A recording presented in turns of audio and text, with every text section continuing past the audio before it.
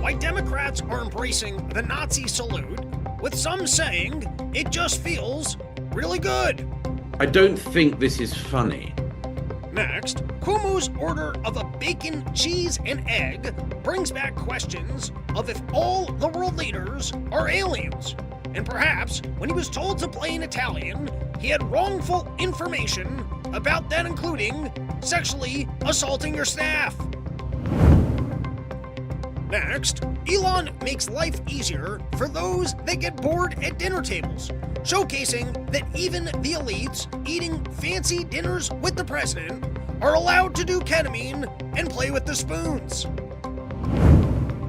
The robots fighting to stay alive, and the possibility of accidentally switching them back on and them getting their vengeance on humanity. It's your daily dose of misinformation, pulled from a lightly hemorrhoided asshole. It's today's Run Your Mouth!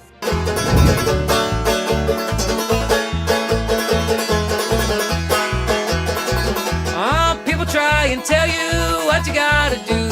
Don't listen to them unless you think it's true. Follow your heart and your dreams. Follow your heart and your dreams.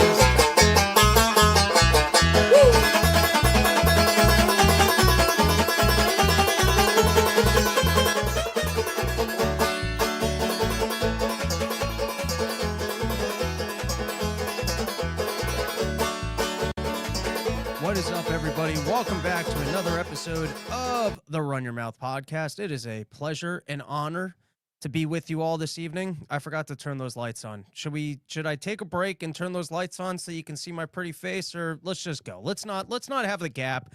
Guys, it's been a long day, and that's why this is a late night podcast, but I'm feeling invigorated from porches. From being out there and connecting with the porches, I feel a spark of life that I haven't had since I'm a toddler. I feel like I'm in go mode energy. Maybe it's all the Zins I'm consuming. Maybe it's the fact that I've got concentrated coffee, but I'm telling you, I'm getting after it. And guys, I apologize for this. I have a bit of a content goose chase for you fans of the Run Your Mouth podcast, because I've been on a little bit of a tear with the amount of stuff that I've been putting out. And at some point, we'll actually have a better producer that doesn't just unplug my gears and break the equipment that I have to yell at. And things will be presented in a more organized fashion. But things are a little bit scattered at the moment, so I'm just going to let you guys know some of the exciting stuff that I have out and where you can find it. And if you're interested in it, it's all free to consume. So if you're bored and you're interested in more content, there's a lot of stuff that you guys can enjoy. First and foremost is I did a conspiracy debunker episode with Scott Horton. It was a live podcast. We did it after the stand-up show. It was a very fun time. That is not up in all locations. So the best place to find that one is probably on my Robbie the Fire YouTube page, where you can find that. When I was out in Texas, I did another Saturday edition of the podcast, and that was with As the Meter Turns, who we did an incredible porch tour by him, and he sponsored that porch tour. Shout out to As the Meter Turns. He laid out a great theory about Donald Trump and the way that he puts out information so that everyone's irritated all the time and he can actually sneak by some of his sneaky things. It's a great episode, and you can only find that one on my website. And now, just to make things even more complicated and even more scattered, I've got a really big announcement here, which is, sometimes you take enough Adderall that you feel that juice in your balls and you just get after it in life. And I pitched Zero Hedge on allowing me to do a podcast. And I got a yes from Zero Hedge. And what's cool about being able to leverage that Zero Hedge name is the access to guests that I'm not so sure would grace us on Run Your Mouth Enterprises. They might. But, on a big fancy platform such as Zero Hedge, which I'm a daily reader of, I think they get a little bit more excited for the juice that might bring their channels. And so tomorrow morning, dun, dun, dun, hold on to your tables. Grab your testicles, put your hands in the air. I got to interview David Stockman, which was pretty awesome. And then I got another episode coming out Friday, which is with Mish Talk. I literally read that guy's economics blog every day.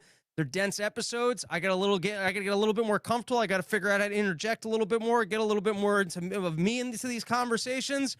But my God, was I able to download a lot of information. Don't go to school. Just start a podcast, pretend like you've got a large audience, reach out to experts, and just have a conversation because you can download some really good information. So, guys, I apologize with how scattered the content is, but it's all free, and you can go find it tomorrow morning. Go to that Zero Hedge channel. There will be an interview I put up with David Stockman, and then on Friday there will be an interview with Mish Talk. Really dense and informative stuff on a lot of the topics that you hear me going on off about over here. And then there's the Scott Orden episode, and that's it, guys. Porch Tour in Texas was absolutely incredible, and I thank everyone that came out, and it really has me inspired to keep going with the porches and the Porch Tour vision. Listen, I love doing stand-up, and I love doing stand-up at these shows. I love being able to work on my act. But some of the funnest nights are the nights where I'm able to get bands to come out, where I'm able to do the live pods, where it's almost like a full festival experience. And I listen, the stand-up shows are great. I book great openers. They're not all with bands and the big theatrics, but that's where this is going to go. At some point, we're going to have a bus. We're going to be on the road. We'll be doing 100 people in backyards. Maybe we'll do 2 in a night. We're going to get there. We will work out the financials. There will be a sponsor, and there will be a point in time when this is a full circus on the road of smoke out, bug outs, live podcasts. I love to bring Fast Heart Mart out from the intro.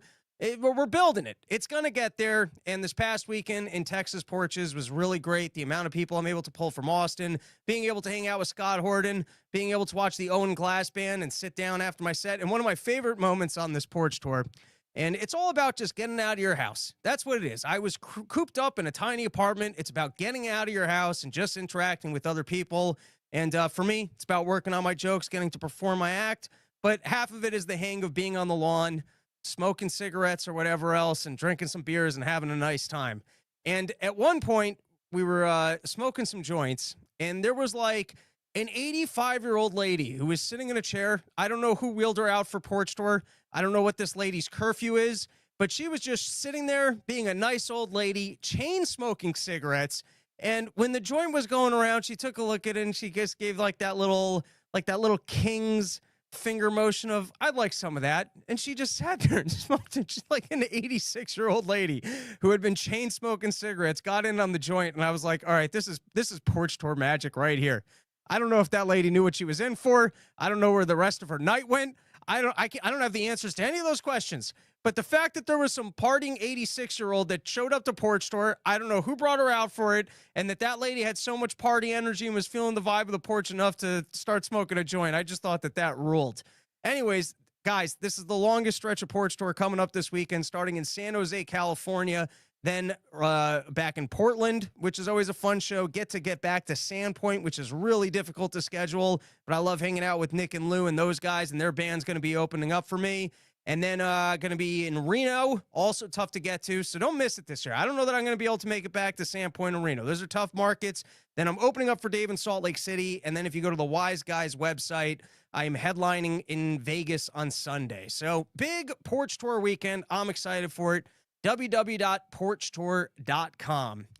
All right, one more just a random little thing, and then we will get into a full episode of information. I accidentally swallowed a Zyn, which is my first time swallowing a Zyn. This is not an endorsement of abusing Zyns. I already put too many Zyns in my mouth, and it was a 6. It was a 6.2. Do not swallow Zyns, okay? I want to make that clear. I don't need to get my channel pulled. Do not go ahead and swallow Zyns. I was eating dinner at 1 a.m. with Andy, Scott, and what's his name, who used to host the Porch Tour, who's across the street from the person that hosts the Porch Tour now. That's a story for another time. But, we had a long night of porching. We were famished, and we decided to eat some late-night grub, and I forgot to take the Zyn out of my mouth. And at some point, I realized, my God, I swallowed that Zyn. And then after a wild 3 days of porching, I finally checked into a hotel room at 2 a.m. after having a fine argument with the lady. And it was a lady who was just, you show up at 2 a.m. and she's just in the middle of a conversation. And I just stood there patiently for 5 minutes. And then she had that thing of, can I help you? Well, as if I was the problem, as if I was the one who was the jerk in that situation. Then we had a whole fight about that. Anyways, I finally get into my bed at literally 2 a.m. and I just couldn't fall asleep. And I'm like, oh, it's that Zyn I swallowed. And if someone can replicate that drug in a safe way of whatever that is, when you just swallow the Zyn and then the nicotine just slow creeps into your body for hours, That if someone could recreate that drug in a safe way, once again, don't swallow Zins. I can't tell you that that will be your experience. I can't tell you that it's safe. I can't tell you the volume at which you could do that and get away with it. I will not be swallowing a Zin again. But I'm saying if the scientists out there, as they try and ramp up the Zin experience, that like now people are putting out the 12s, the 13s, and like they're just pushing it until the point that they ruin it for everyone and it becomes illegal. But on that quest of ruining Zins and just aggressively ramping up the dosage, if they can figure out the swallow patch that just, maybe I'm just describing just going back to nicotine patches and slapping a few of those on your back. But anyways, don't do it. But if someone could invent the safe version of that, I would support it. All right. Now, let's just start getting into some news topics. I had some other condemnations, but we can get back to it another time. And let's get into the drone attacks and the bridge attacks that just happened out in Ukraine and Russia. So I'm sure you guys saw that storyline. You know, finally they got Putin. He's going to show up. He's supposedly going to negotiate. They're going to ramp down the war. Donald Trump promised he was going to end it in day one. And then all of a sudden, you've got this super secret operation mission where these drones, they come out of this truck that's already over the border, and then they take out 30% of the nuclear fleet of planes, which compromises. This is the greatness of Gronk. You can actually get the real information. And the way that sometimes I can read things once and just absorb it, it's 6 to 12% of the entire nuclear capability of Russia and $8 billion in damages. You know another show that can just rattle the stats off like that? No. And that's what I'm here for. Swallowing Zins and memorizing the information so that you guys can actually have the facts. And so that's pretty incredible that with the amount of money that gets spent, this new generation of drone warfare where you can very cheaply inflict massive casualties and damages. And then also the fact that the sneaky nature of the operation that you can cross the borders and then unleash these devices. And I wonder how much of a big change to warfare we just saw on account of that. And now you got to wonder for the peace process, is this the last ditch of the Ukraine where they're engaging in these attacks on infrastructure and they're trying to make the war more costly for Russia to continue, that Russia, I guess, makes better concessions and so that Ukraine has a little bit more leverage when they sit down and they negotiate? Or does this just further make the case that the U.S. is involved, not necessarily Trump, but that the U.S. cannot be trusted to hold their end of the bargain of a deal because there's a deep state that wants this war ongoing. And so Ukraine and the U.S. cannot be trusted to make a peace deal because Donald Trump is only going to be around for 3 years. And then also, when you're engaging in a prisoner swap and you're starting to say, hey, let's have a ceasefire, hey, let's ramp down the war efforts, is doing last-minute attacks before the fight is over, does that help the peace process? Everything's kind of pointing to the Kyle theory of a militarized zone and an ongoing feud. And but that's the latest news, and there's no way that the U.S. had zero involvement in this. And this is kind of the stupidity of soft wars with little rules where we're not allowed to fight you, but we can send our military gear over there so that they can fight you. And then that's not us fighting you. And let's keep the nukes out of it because nobody wins if the nukes get involved. We're not attacking you. We're just sponsoring those people, paying for their training camp and giving them the equipment so that they can fight you. And then you start seeing operations of this caliber.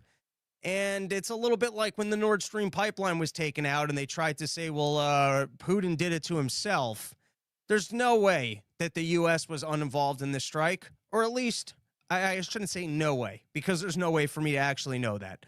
But it would appear to me that with our level of involvement in what's going on between Russia and Ukraine, it is unlikely that someone in our military intelligence at some point in time wasn't involved with this process. And now you might go, they started that out. It was a secret operation. There were no communications. They started this 18 months ago. They had a go-ahead order, and it didn't matter because they didn't know that they weren't supposed to do it anymore. And none of that would be true. But even if that was true, that would speak to the stupidity of, hey, let's have a soft fight, but let's not escalate it. let's aggressively wrestle with each other, but no strikes to the head, and let's not let that escalate into a full-fledged fight. That's the problem with fights with little rules. I've had that with friends. You start play fighting. The next thing you know, it escalates and somebody's injured. All right. Now there was a claim because people were pointing out, why is it that these bombers are just sitting out on an open airfield? And I'll read in a moment. Actually, you know what? We can read and then I'll come back. This is Michael Snyder. I've read a few of his things. Not a full endorsement of everything this guy says. I once picked up his book and it was a little bit out there of Christian signs of the end times and stuff like that. But then sometimes I read his stuff and it's very on point. And I just want to read this because he wasn't the only one that was saying it, but people were trying to say that the reason why this escalation is so bad is because there's essentially a treaty between countries that we purposely leave nukes and the information about where nukes are out in the open so that countries can monitor each other, and that's a way of not escalating towards nuclear war. I'll just read it. For decades, treaties kept nukes in check. Bombers had to be out in the open, silos sealed, so nobody could pull off a surprise strike. It was the thin line stopping World War III. Zelensky shattered it all in one move. He threw out the rules, erased decades of stability, and threw us straight back into Cold War chaos. Anyone who helped make this happen isn't just reckless, they're a danger to the planet, and anyone actually celebrating this is completely out of their minds. And I agree with him that the escalations are stupid, and these are the kind of things that are going to lead us closer to actually having more of a war with Russia. And that's the stupidity of continuously arming Ukraine and being involved in this, is the fact that it could escalate to a much worse situation. However, we have our nuclear submarines. There's 3 of them that's in the ocean at all times. And I think the entire point of them being in the ocean at all times is that no one knows where they are. The Russia fleet includes missiles from, surface to air missiles, including also nuclear missiles. And so this particular claim that everyone knows where everyone else's missiles are at all times, I don't believe that to be accurate. All right, let's take a couple comments, but before we do, let's thank the first sponsor of today's episode, YoKratom.com, home of the $6 kilo, only place in the entire world where you can get an entire kilo of kratom for just $60. Everyone's talking about inflation, everyone's talking about tariffs, everyone's talking about the prices going up. But the good people of YoKratom.com have it figured out, and they know how they can continue bringing that kilo of kratom for just $6. And what's more American than that?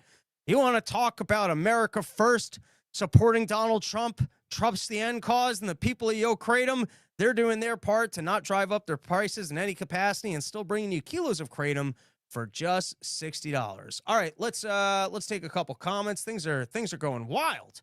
Things are going wild out here. Matzo Balls.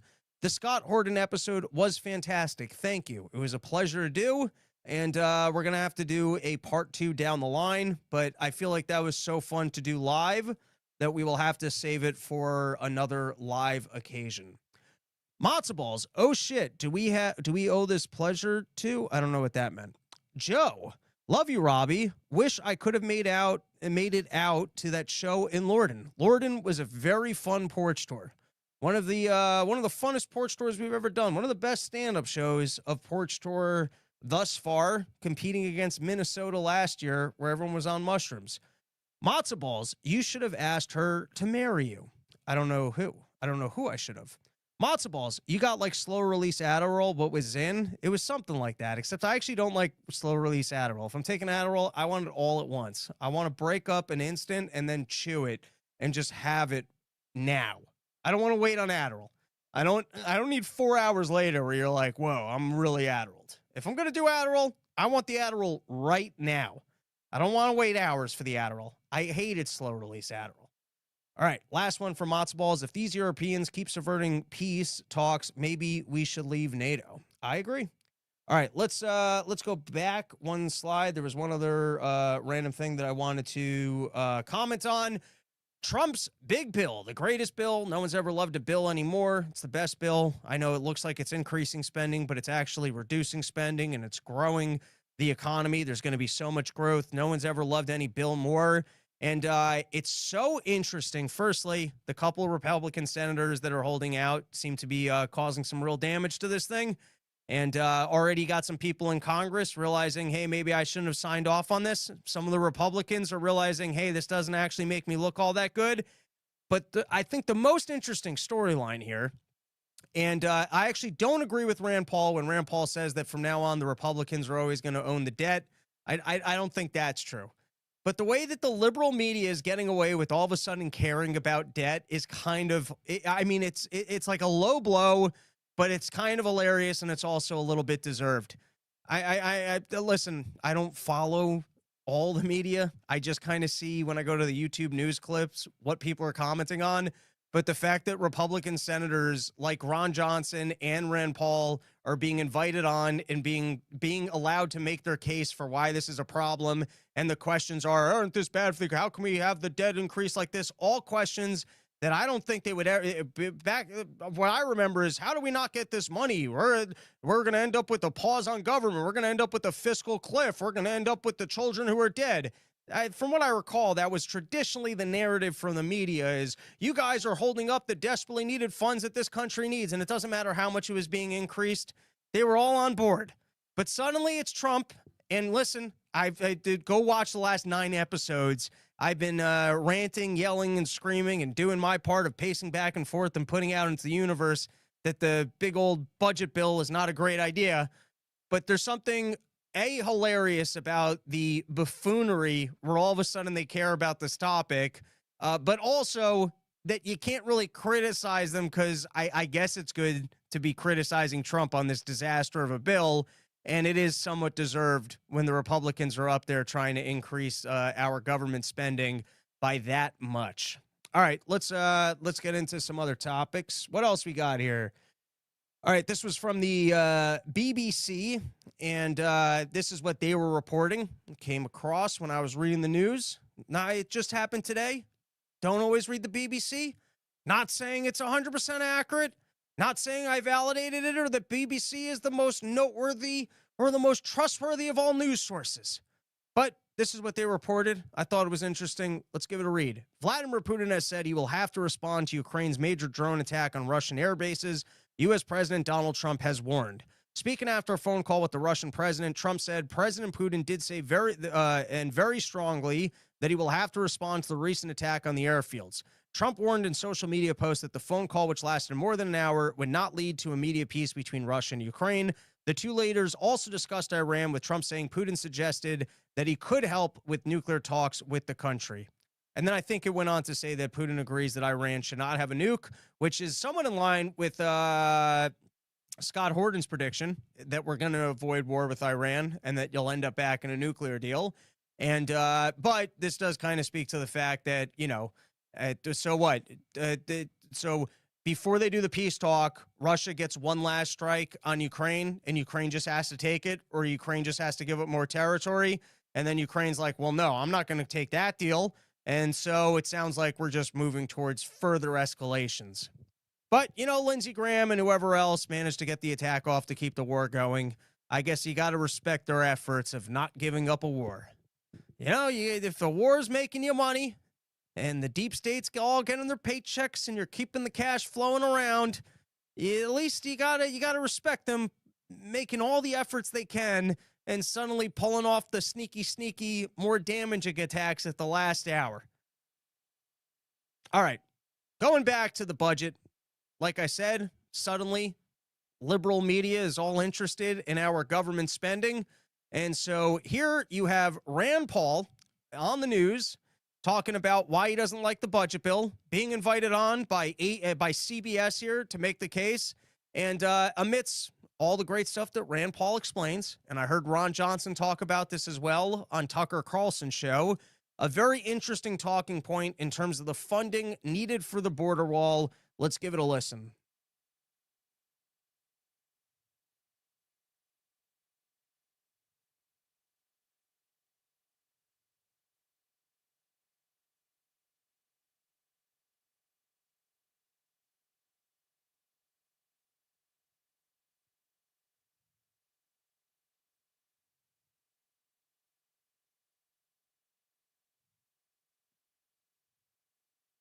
Are you guys telling me that it's muted?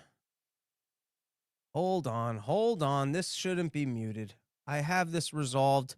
I tested it before the show. I'm going to assume that you guys are just pranking me when you tell me that this sound is muted because I tested it and there's no reason why it would be muted. And I will fix it. All right. Hold on, everybody. Just relax. We're going to have glorious sound in just a moment. All right. You guys tell me if we have sound now, which we should. Wait, I can double check it. Yep, that's all lined Add up. One of the things this big and beautiful know if we bill got is sound. it's a vehicle for increasing spending for the military and for the border. It's about $320 billion in new spending. To put that in perspective, that's more than all the DOGE cuts that we found so far. So the increase in spending put into this bill exceeds the DOGE cuts. When you look just at the border wall, they have $46.5 billion for the border wall. Well, the current estimate from the CBP is $6.5 million per mile. So if you did 1,000 miles, that's $6.5 billion, but they have $46 billion. So they've inflated the cost of the wall eightfold. So there's a lot of new spending that has to be counteracted.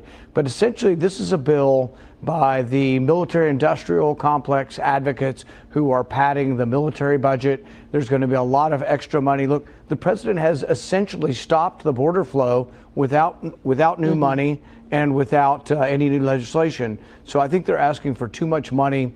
And in the end, the way you add it up to see if it actually is going to save money or add money is how much debt are they going to borrow? $5 trillion over 2 years. Enormous amount. Right. That was the number that the secretary was It was quibbling. just the point on the border wall that I found to be most interesting. All right, before I play this next video, let's thank another sponsor for today, which is sheath.com, promo code RYM for 20% off. I was very excited. I got on my bike today. I went for a bike ride for the first time in over a year. I finally think my leg is healed from when I fell off my friend's monster truck last year during Porch Tour. And I didn't do all that many miles because I'm kind of fat and out of shape from not being able to work out the way that I normally do. But I had a great time out on my bike, really happy to kind of have finally recovered from that injury. And firstly, I'm wearing my sheaths right now. I got the orange hexagon thingy things, and that's why I've got so much energy late at night, is because I'm wearing gloriously comfortable sheath underwear. But you know what I don't mention enough is all of their other clothing, because today I wore one of their fabric moisture wicking shirts.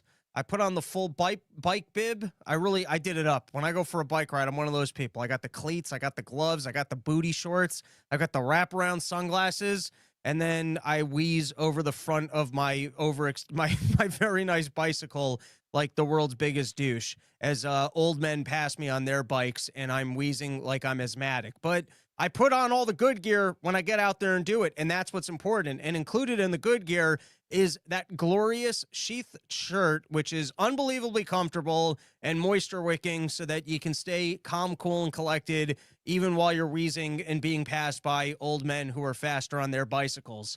So everybody, it's the summer months. You want to be cool, calm, and collected. You don't want to be feeling that sweat collecting underneath your ball sack. You want good clothing. Go to sheath.com. I recommend everything on the site.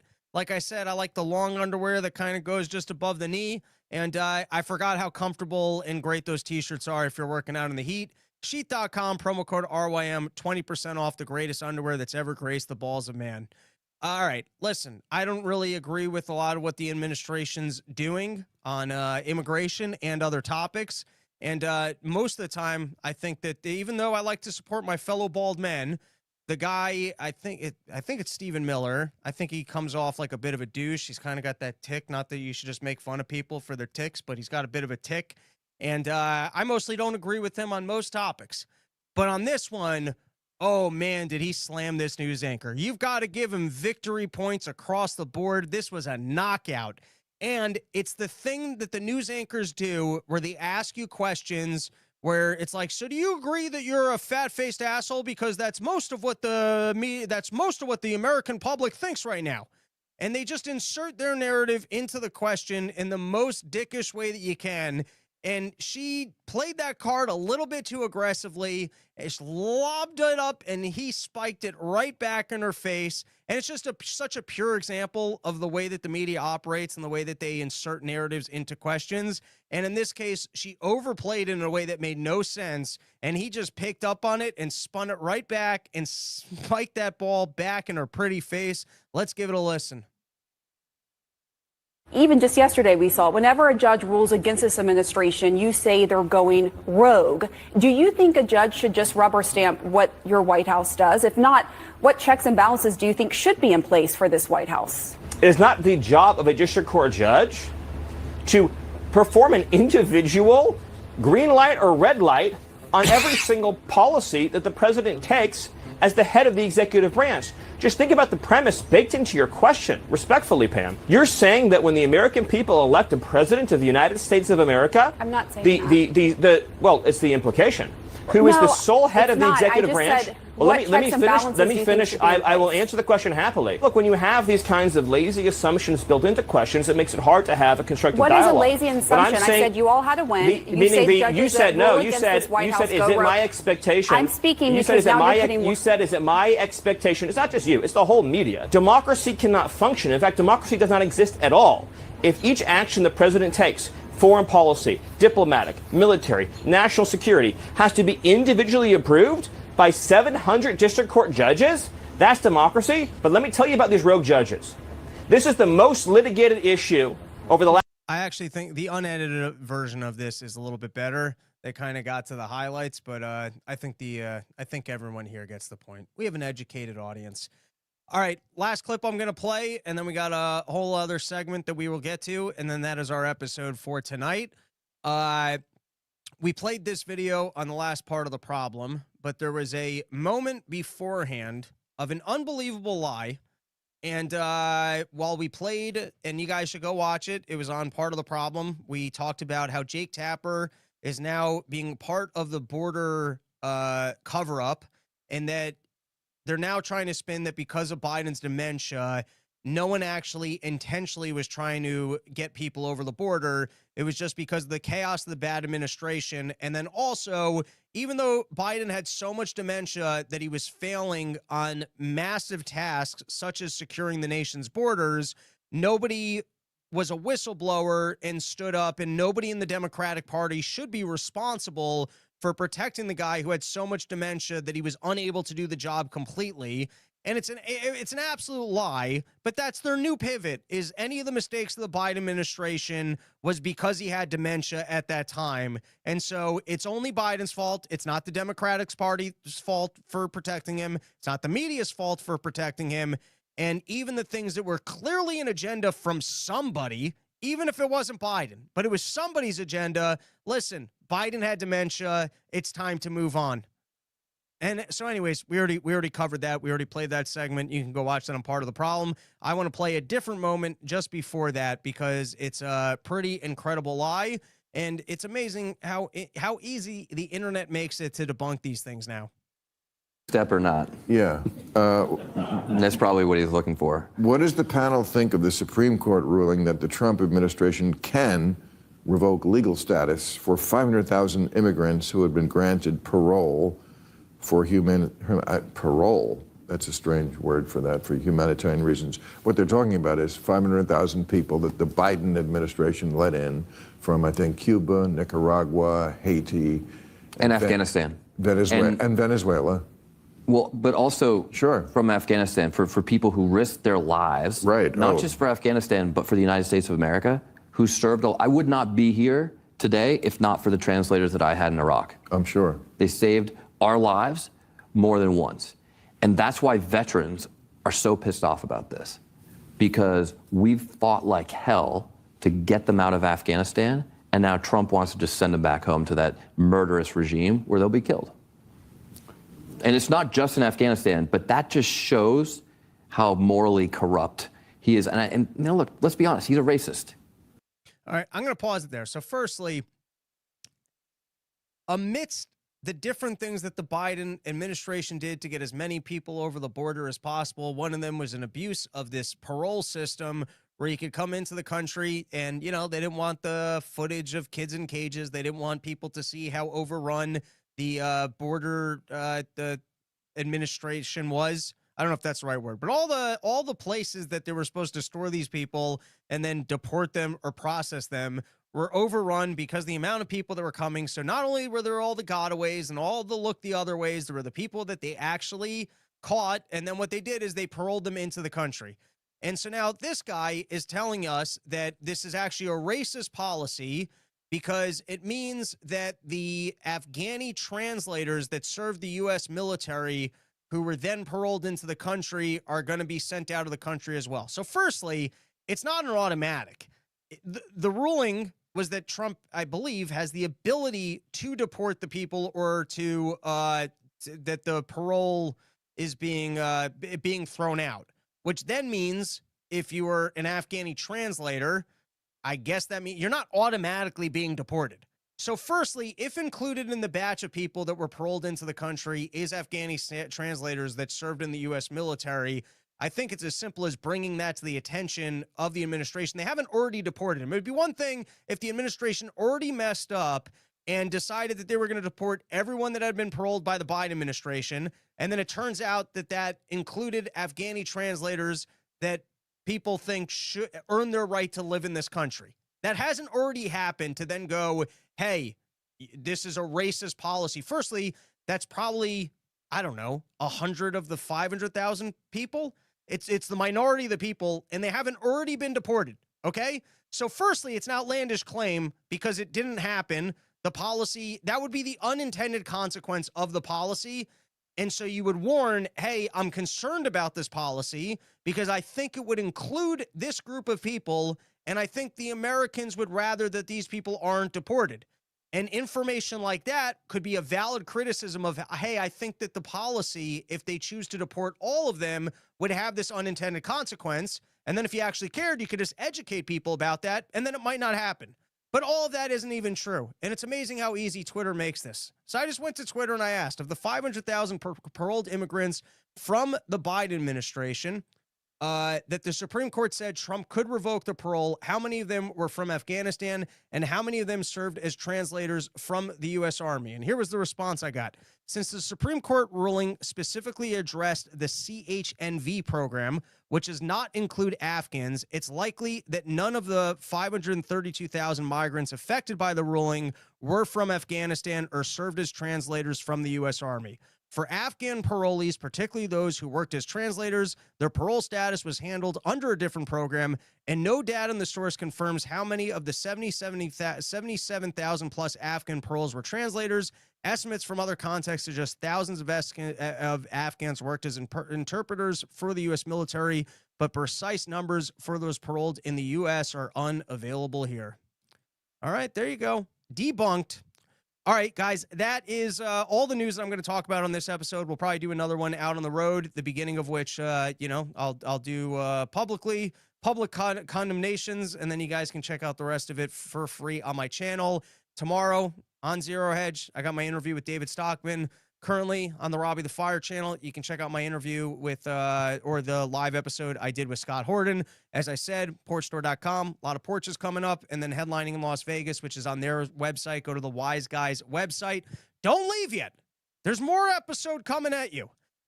The original version of Porch Tour, I did not do shows. I basically just did episodes with the hosts. I think I'm going to bring back more of that because it's a good time.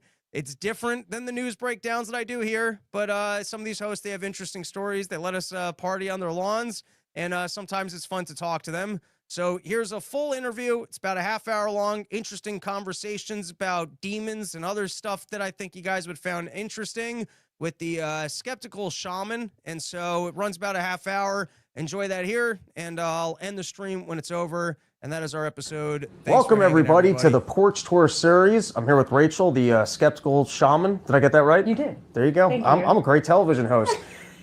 This is OG Porch Tour. We used to porch, and I didn't even do comedy shows. We just actually, I would do the show with whoever had me out just to get outside of my New York City apartment, and I'm bringing it back. I love it. Yeah, let's hang with the host. Let's get to people's stories. All right. And what I want to start with is, last year, you gave me all these potions and lotions. I did. And I put them all in my supplement cabinet, and I don't really drink at home anymore, and I don't do any drugs at home. I don't smoke weed at home. Good for you. And so I will take every supplement known to man to try and balance that out.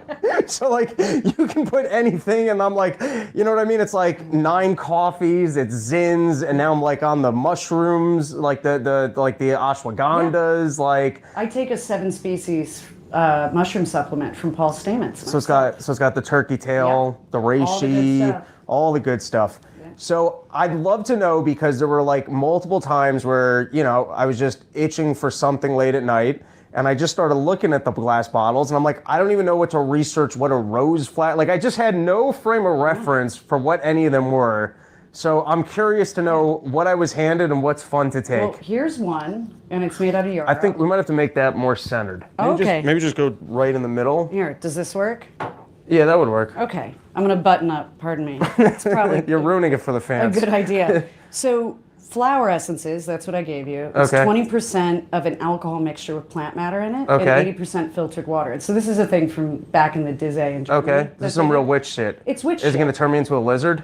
No. Back to my original Jew form? No, I don't think so. I mean, we'll see, right? Okay. And then, so this guy's self-defense, yarrow, protects your energy body. Okay. So they just do a myriad of things. But rose, now we're getting into the shaman stuff. So what does that mean to protect your energy body? So you know how some people can be really draining and terrible and just suck the life out of you, and you feel like you want to die, and then you leave their presence and you're like, you regain your battery. This will protect you from it? Can I share a great life philosophy with you? Yeah. And I recommend this to everybody. Write this down. This is probably my single greatest piece of wisdom that I can hand to people, which is people that annoy you will always find new ways to annoy you. Yes. And so I find sometimes you try and give people a chance, because that's almost the way we were trained in kindergarten, is to be nice to everybody. But there's some people that like, and I'm not even talking about like female relationships, but I'm talking like dudes. Like sometimes you just meet a dude at a party, you're like, oh, this guy's great to hang out with. And you feel rejuvenated.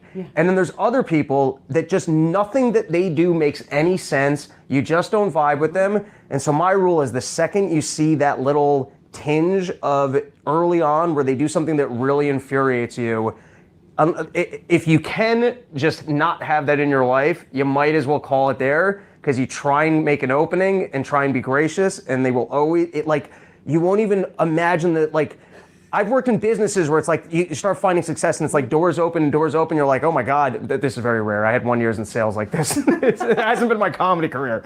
But people that annoy you will always find new ways to annoy you. And you're telling me that when I go to a party and someone's pissing the hell out of me, if I have this, I won't feel as drained? Take it every day, 1 to 3 drops. And here's what I'll say. So I took, it's called yarrow flower essence, right? Before I started making it. Okay. It's a whole story. But I was like, whatever, this is bullshit. I really thought it was placebo effect nonsense. Okay. A lot of the things I do now, I used to think were absolute horseshit. And then you started selling it. And then I started, well, I enjoyed it. And so one day, I was in another company, good company, I was taking theirs for about a week, and I went to my dog park in the West Loop of Chicago. Okay. And there was a fucking vampire there. So my friend and I, Colin, named Dog Ladies 1 through 3, DL 1, 2, 3, human parasites. Which is all right, tell me the ranking system. Yeah, so number 1 was this woman who always talked about her partner's military career, like it was her own. Stolen valor at the dog park, and she was very annoying. And Colin was actually ex-military. Right. Number 2 was this dog walker with these Vizslas who wore like dip and gear like she was a Navy SEAL, and it's a dog park in downtown Chicago. DL3 is the one that was the biggest problem, and that's what I use that for. And she would, you met my big dog. At the end of my day, long day, I'm trying to relax, and she would just, like a lamprey, get a hold of me and like, did you hear so-and-so has cancer? I was like, I don't know any of you. So gossip about people you don't even know. I don't even know, and it's always cancer or dying or depressing. Right. Or, like big city stuff when you're like right down. Women talk. You're just talking about talking with other women. Yeah, unfortunately. So this will help me not feel drained around chatty women. A week into taking it, and I hadn't been to the dog park in a while, I think because I was traveling for business, and I showed up, and it was like she didn't fucking see me. And my friend Colin noticed it too, and he's like, what are you taking? It's a cloak of invisibility. That people don't want to talk to you? They don't get any other food. They don't even want it. They ignore you. They bother other people. So you're saying the people with parasitic souls that just want to waste your time by spilling dribble at you and can't pick up on a social cue of the fact that you've been trying to exit this conversation multiple times, they literally won't want to talk to you if you've consumed totem self-defense. Yeah, one day I actually screamed at her. I was like, I don't want to talk to you. I said it like 20 nice times. I said, I don't want to talk. That didn't work. Right, but the totem self-defense worked. Well, yeah, at the time it was another brand. Full transparency, we're very transparent here at Totem, but yeah, it's the same flower. It works the same way. And the Latin name of it is Achillea millefolium. Okay. Achilles heel. It shores up your weaknesses. And what does like, if you had to attribute that to science, would you say it's a pheromone that works on annoying people? Yeah, it actually might be. Okay. And it also is about just, back in the day in Europe, they would ingest flowers, herbs, tree resin, all this shit. And it has actual health benefits that I can't talk to people about because of our current FDA. Yeah. Let's hope RFK handles some of that. Okay. But the energetic properties mirror the physical properties. So this is actually really good for your immune system. Okay. It's a totally edible flower. People make tea out of it. It's good for you in general. Right. Yeah, so. So what do you have that might be a little more druggy? Druggy? Or like a mood uplifting, stabilizing. Okay. It's called a good buzz. All right. It's deep green, even though it's 80% water, and it does what it sounds like. And I get the seeds for the hemp from JJ. Shout out to JBJ's CBD Rub in Beaver Creek, Wisconsin. JJ is not a fan of the federal government. Okay. And he's got great hemp seeds. All right. Yeah. And so what do you distill the hemp seeds down into? Well, we grow the hemp and just cut it down, harvest it. Okay. Put it in big mason jars with grain alcohol for 6+ months. Right. Filter that out, and then that's the 20% to the 80% water, and we just mix it up and bottle it. Okay, then what about, I think you gave me like a morning glory oil. Yeah. But what I remember of morning glory seeds was hearing about them, I think, in high school, and that they were like very psychedelic. A lot of flowers are psychedelic, but you have to treat them a certain way to get the psychedelic compound out of it, and I don't activate anything. So what's the morning glory oil good for? It's invigorating. Okay. Some people actually do have psychedelic experiences on flower essences. Really? Even though they're non-active, supposed to be non-psychoactive, but some people are more sensitive than others. I haven't taken hallucinogenics in forever. Me either. I find, like sometimes out on Porch Tour, there's some porches I get to party hard at, which is usually if I'm staying there. Like last night I was staying by the host, so I got to drink heavy. But then sometimes, like for example in San Antonio, I landed, basically went right to the gig, did the gig, and then I drove down to Rockport. So, I'm hanging out after the show and being courteous, but I'm also looking at my watch like I gotta get the hell out of here. Every once in a while on Porch Tour, someone has mushrooms and I'll eat like a single cap with the intention of like, let's just enjoy let's elevate the good time and try and absorb that energy. But the only time I ever got like good visual experience was the first time I did salvia. Oh yeah. Which was like. Have you seen Ari's salvia? Oh yeah, well that was when he did it on Rogan, right? Like live? I think it was his own podcast. And he looked like he was having a seizure. And then he came out and he was like, no, I can't breathe air, I have to breathe water. And he had like an underwater family, he knew their names. He had lived a whole life because of salvia. That's wild. Anyways, but like I find with the other hallucinogens, I just get it's not really like a go out dry. I just get heavy. I'm like, shit, it's all the thoughts I didn't want to think about. Well, mushrooms for me, I've never had any visuals, and I've pushed it. I've tried. Yeah. I've gone to the edge, and now for me, it gets way more interesting as you're coming off. Okay. And then you find yourself having I think, interesting thoughts. And last night, for whatever reason, unrelated, I went to... You tripped pre-Porch Tour. That's dangerous. You might end up having a twofer. I might. I went to bed and all night, like the Apple TV, the screensaver of stuff? It was like mountain ranges in high definition just all night. It was wild. So it was just playing in the background. Yeah. All right, so back to the morning glory. Yeah. So I'll get uplifted, like throw that in with some coffee in the morning? Yeah, and it's really good for people, not that we were talking about this, who lack the ability to seize the day or opportunities. So it's really good for like dialing you into like getting up early if you want to do that. Okay. Or your goals of the day are just getting after it. Getting after it. Sigma grind set. Okay. What's that? Oh, it's just bullshit from the internet. These fitness influencers? Okay. Yeah, it's all getting exhausting. Someone put out someone put out a great AI video the other week, and it was basically it was like as if the world was ending, and it was all the different influencers broadcasting it. Oh my God. And they spoofed every kind of influencer perfectly. And then at the end of it, they had like a conspiracy guy and just going, I'm just asking questions. What if it's the... And I'm like, fuck, they got me too. Yeah, I feel personally attacked by that meme. Yeah. These poor guys, I have friends and clients in town, and they came to visit with me yesterday, and I was like, do you guys want to talk about some stuff? Do you know what runs the government? Like, it was one of those nights.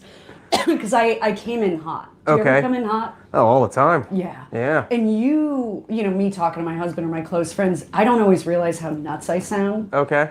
And then you have to back up, and then you're like, Right. okay, so there's these emails from WikiLeaks. And then you have to go, and then you're like, all right, so the Podestas are, and then you realize you sound completely insane. Yeah. Sometimes I have on Porch Tour with the opener where I'm just me, and we've spent enough time together that I'm not holding back how irritated I am. And I don't mean towards him. I just mean towards like what happened at the diner, what's happening with traffic. Just usually I understand, which is, it's kind of my comic sensibility that I'm both enraged, but I can understand there's no reason to be this enraged over these little things.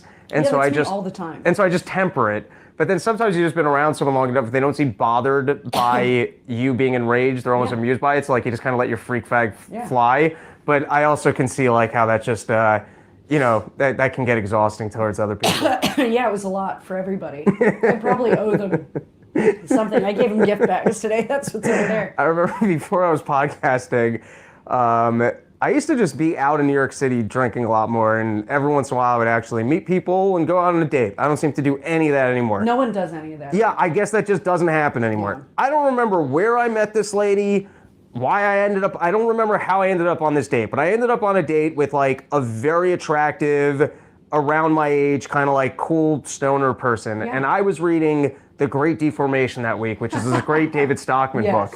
And she shows up and she's just being like hip and friendly, and I'm like dialed into this book, and I was just unloading on her like the biggest douche. Like, you don't understand what the Fed has done. Because like I hadn't talked to anyone all week. Like I would never do that now because I just... Do you know about fractional reserve banking? Yeah, exactly, yeah. I was doing that yesterday. Yeah. And I was like, you guys, it's weird. And then I was trying to talk about the Glenn Greenwald thing.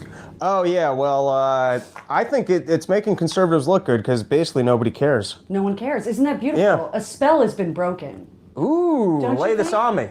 So all year, it really started for me with Sam Hyde's video, Dear Elon. Did you see that? Oh, I don't think I saw that, no. It was, actually Amy out there, her son worked with Sam on World Peace and stuff. Oh, cool. All right. Which is great. And we're going to go see him next week. Fun. Where's he playing? He's doing a showing at Vulcan of Extreme Peace, his new sick. thing. Great. Cool. But he did this video, and he was actually, he joked a little bit, but he was really heartfelt and intelligent. And just was like, hey guys, America's not a collection of ideas. It's not an economic opportunity zone. And it was like, I sent him an email via Amy's son, Luke, where I was like, I wrote to him, I was like, the world needs tricksters because they're breaking spells. Interesting. There's something about, this whole debate about have you been with your buddy Dave and Douglas Murray, who I used to hold in high regard, by the way. Okay. Not anymore. All these spells are breaking and all these third rails are getting touched. And I don't love what Kanye's saying lately, but that song was fucking wild. And you just realize words are really offensive and then they're not because somebody said them and then the spell's broken. So when you say spell, are you being poetic in that somehow people manage to kind of construct these prisms of thought and they fooled people to kind of, essentially for compliance, but are you being poetic when you use the word spell, or do you actually think people are in touch with entities, or that there's something kind of more in the spiritual plane that I wouldn't, because I can attribute it to science and kind of a more mechanical process of how you propagandize people to be in line. So are you being poetic when you say the word spell, that they've essentially, it's like the Chinese prison camp where they make you sign a document when you come in, and so now you're going to be more compliant to be in line with your own writing? Both levels are true, I think. And I think what we're seeing geopolitically, socially, culturally is downstream from a much bigger shift. It's been a wild year. I mean, you saw what the hailstorm did here.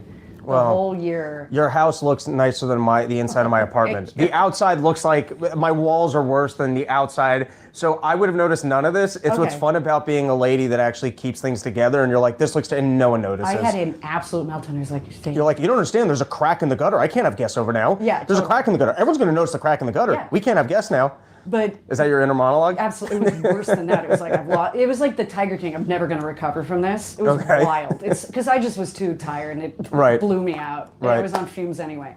So I think a real spell's breaking. I really do. I think it's, when you, and not to sound like Sam Tripoli, who I do love, but it gets a little much. Him and Metzger, who I love, but I can handle like a little bit at a time. And then I'm like, that's a lot of me coming back at me.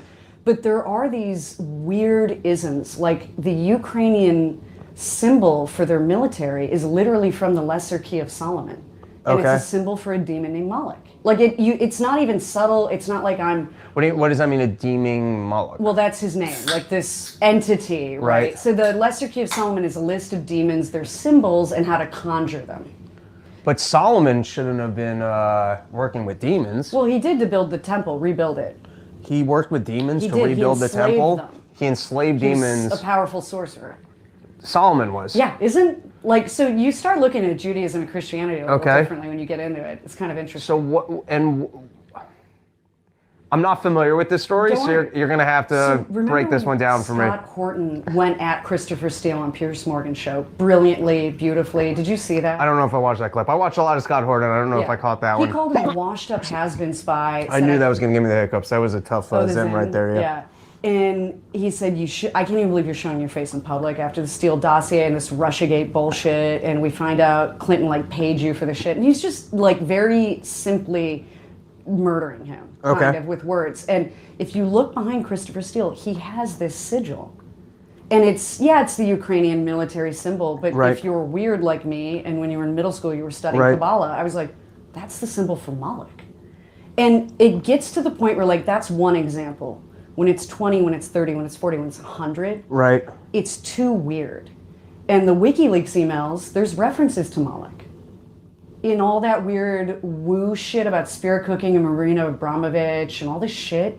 And it's just so odd that you have to go I don't know what it is exactly, but whatever that was, they believed in it enough to write about it, talk about it, care about it, use the symbols, right? So even if it doesn't exist, it's real to them in some way. That should matter. That's a weird psychology. Right. Yeah. Well, where it gets interesting is just to wonder, I don't know if you ever saw it. It was, I can't even remember the name of the movie. I think it was with Kate Hudson, but there was this movie where she's down in New Orleans. You got to say it properly. You saw this movie? King. The Skeleton King. It's terrifying. It's a good movie. Yeah. But the basic idea there was that, I'll just, listen, spoiler it if you never saw it. She's in this house, and the people who own the house are able to basically trap younger people and then absorb their youth. Yeah. But the only way that they can do it is if essentially they opt in, which is very similar to even the way hypnosis works, which is if you allow yourself, if you're open to being hypnotized, from what I understand, you can be hypnotized. If you're kind of closed-minded and you don't buy into it, you can't be. So it's interesting, even amongst, let's just, sometimes I read books on evolutionary, biology. And I think where I get a little bit lost or don't really, not that I don't buy into evolution, but I think what's missing from that field of science is that there's morality then actually is something that you should almost override if you can get away with it. Yeah. Because the same way that you can use mindfulness to override your natural intuition for anxiety or depression, which all could be just false signals, if you really believe in it's just Darwinism, then if you have opportunities to be amoral and get away with it, you might as well bypass your inclination for morality because that would serve, I guess, your Darwin purpose. Brett Weinstein talks about this. Oh, really? That genes are amoral, and that's why we have civilization. Right. Yeah. But then if you start thinking about the fact that, governments have a monopoly on violence, or if you look at the compliance of COVID or what they were doing with ESG scores, you start to realize that the elites are indoctrinating us with the morality that they don't abide to. So essentially, which allows them kind of to be more powerful because they're able to operate with amorality while we're not. Now, I don't buy into this. This is not my view of reality, but I'm saying, anyways, back to this fucking ADD like crazy. So back to the opting in. Yeah, giving consent. Yeah, but I wonder if with these people, it's almost like, this is just me like trying to rationalize, the spiritual, but I could make one of two just rational things for why that would be there. One is it's kind of the stupid clubhouse type thing. Totally. Where if you're already going to be amoral, you're like, oh, there's these ancient symbols, and we're going to like, it creates more of a buy-in. Yeah. Or two, it could be that even in those times there were people doing evil things, but like maybe, like I don't know, like you could almost look at it like there's a sorcerer book and there's a magical potion, or it's like here's how you manipulate people. Yes. And so maybe like, you know what I mean? It was a little bit more of a guide for evil manipulations. And it absolutely could be, right? Because we don't know. Right. But the fact that it could be any of those tells you something about their psychology. All right, I'm going to get into this with Scott Horton tonight. Yeah. The episode's going to be, I want to just get if I can keep him short. I like to try and keep him short. Yeah. Sometimes you can't keep him short. Well, he's got a lot of information. He's got a lot of information. And by the way, he's the funnest to hang out with drinking late at night because you just try and download the information. So first, I'm just going to get the Iran and Ukraine prediction, some practical stuff, and then we're going to do the Scott Horton conspiracy debunker. And I'm just going to rattle off some of the biggest conspiracy theories. We're going to see what he has to say, and then we might go to the crowd, see if they want to shoot some at him. One of them that I have in there is the elites, if they are actually demonic, in touch with demonic entities, or tapping into some other spiritual power. What are some of the other examples I can throw at him? Yeah, I got a bunch. A really good one. There was a podcast, Julie K. Brown and Virginia Giuffre, who just passed away, by the way, one of Epstein's victims. And then... Right, hit by a bus. After saying, I'm not suicidal, and yeah, it was bad. Gotta be careful for these buses. I know. The elites are getting more crafty. She, on this podcast, Julie K. Brown was a reporter, I think, for the Miami Herald, who really was on Epstein's ass since the first trial, and interviewed a bunch of people, and several of the victims, one of which was Maria Farmer, her sister Annie was also a victim, said that when she was living with them, with Ghislaine and everybody, they kept handing her books on Sumerian religion. Okay, what is Sumerian religion? Well, Sumerian stuff is all that Anunnaki, Nephilim, these sort of like if you talk to Gnostics, the Archons, some other species came here and did a bunch of fucked up shit. Okay. And it's really where like... Probably had sex with monkeys and gave us consciousness. Yeah, and the Sumerian cuneiform tablets, verbatim in some places... And left with AIDS. Yes, and monkeypox and other things, and anxiety, mirrors a lot of like Genesis and stuff. So it's a very interesting world, but... effectively handed her, there's one line in this podcast, I wish I could remember the name of it, people will find it, where she said, this is our religion and this is why Jeffrey needs the nubiles. The nubiles? What are the nubiles? The young women. But like that terminology. Okay. And there's instance after instance of this. So another one... It's so weird that he didn't have kids. For a guy who wanted to seed the world with right, but genetics. Then why not start with having a child? I don't know, man. Like, I'm just saying if, like, sometimes people go a little bit too big. Like, the guy's so into seeding the world with his genetics. Why not just have a couple kids? Was there some lab underneath that thing that we haven't found that just had all New Mexico had weird shit in it. Okay. His ranch there, Zorro Ranch. Okay. Yeah, but another weird one that unfortunately I exposed everyone to yesterday when I was not myself, excuse me, is that the former head of military intelligence for the U.S. Army, who was like, I think a colonel rank or above, also knighted by the royal family in England, given land in Scotland. His name is Michael Aquino. He wrote a book called Mind War that's about information warfare, all this shit. Open devil worshiper. He founded the Church of Satan, which is kind of a nothing burger. If you know anybody in the Church of Satan, they're just cute.